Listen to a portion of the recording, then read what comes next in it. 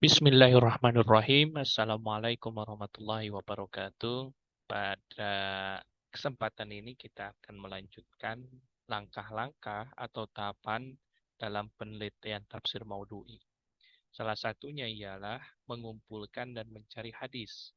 Karena ketika melakukan penelitian tafsir maudhu'i tidak lepas dari sumber hadis sebagai konfirmasi atau penguatan terhadap maksud dari kandungan Al-Quran. Nah, untuk proses ini, kita coba untuk melakukannya dengan proses yang cepat. Nah, ada dua aplikasi yang sebenarnya bisa digunakan. Yang pertama adalah menggunakan Hadis ID. Setelah saya coba browsing, ternyata ada nih. Dan ini cukup membantu bagi kita dalam mencari hadis, baik menggunakan lafaz apa lafaz hadisnya ataupun lafaz yang berbahasa Indonesianya. Sedangkan yang kedua yang via website ya browser itu adalah Maktabah Samilah Online.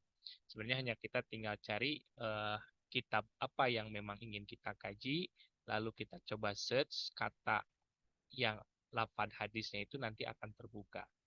Oke, supaya tidak terlalu lama, kita langsung aja coba untuk mulai pada website untuk hadis ID. Ini contohnya ya. Kita coba keluar dulu. Yes. Di sini ya. Mari.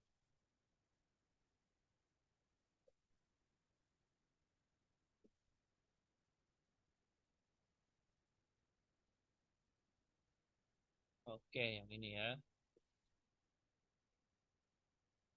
So, kita coba menggunakan hadis ID. Kita kopikan saja. Kita cari. Copy. Nah, ini salah satu bentuk aplikasinya. Tinggal kita klik saja sebenarnya.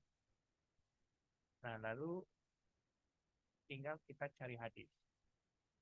Cari hadis yang kita coba mencari hadis itu misalnya ini ya. Kita menggunakan ini nih. Allah adalah penolong bagi kedua golongan itu. Apa ini?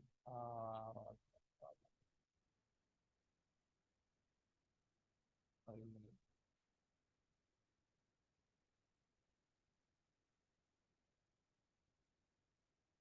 ayat ini ya.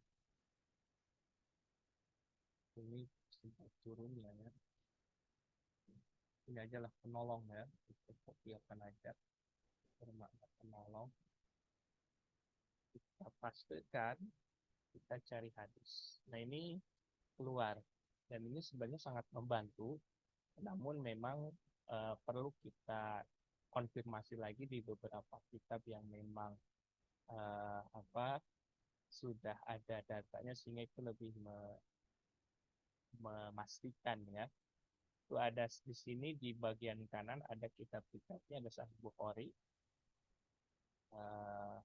ada Sahih Muslim, Sunan Abu Dawud, tinggal diklikkan saja untuk memudahkan hadis yang bersumber dari Bukhari, Muslim, Abu Dawud, Tirmizi, Nasai, dan Ibnu Majah. Lalu kita coba untuk cekkan, ini kan sekitar 40 hadis. Kita coba cekkan. Nah, ini hadisnya. Kalau ini kan sama ya. Nah, kita coba yang Arabnya. Saya belum coba sebenarnya, tapi kita coba saja ya. Eh,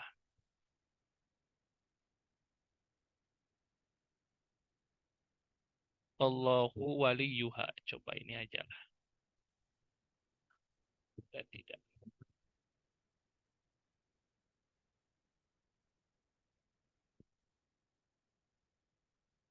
Coba di sini. Oh, ada juga ya. Tapi ini, nah ini ada di Al-Quran, An-Najm, Al-Qamar, ataupun di hadis. Nah, tapi mungkin tentu lafaznya memiliki karakteristik yang berbeda dari makna yang kita cari. Hanya tinggal kita mencari saja.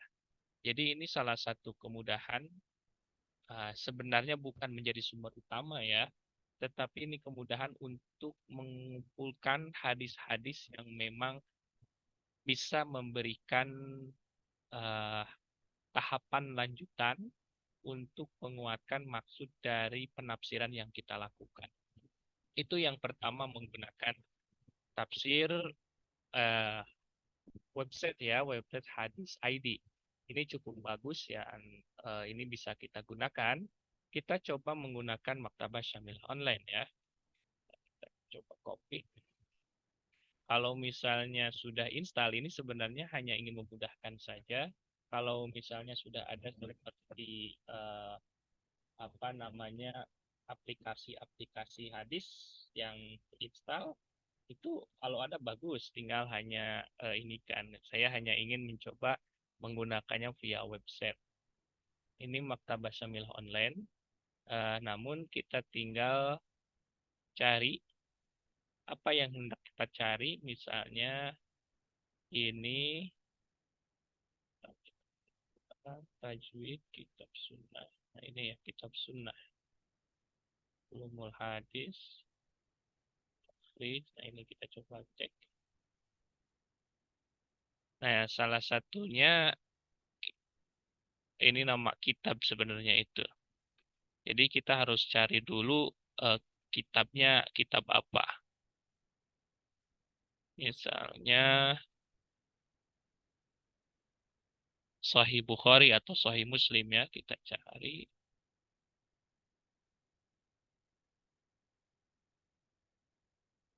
Musnad Syafi'i.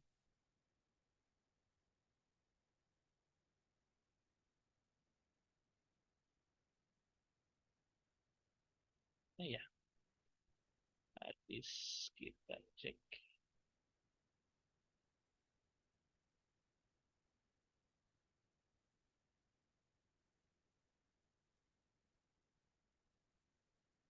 Kita coba aja search. Nama kitabnya misalnya Muslim ya.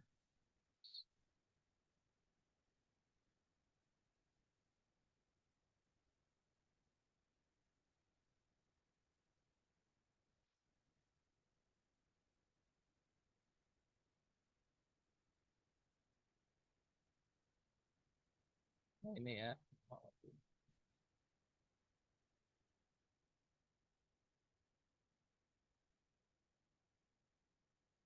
Asar Sahih Muslim. Nah ini ya.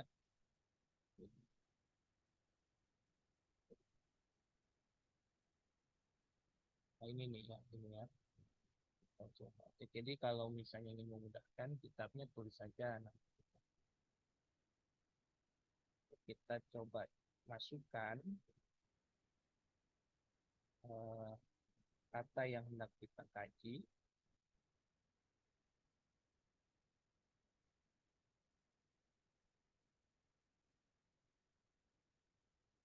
Nah, ini ada beberapa kata yang kita kopikan itu terdapat pada kitab Maktabah Syamilah.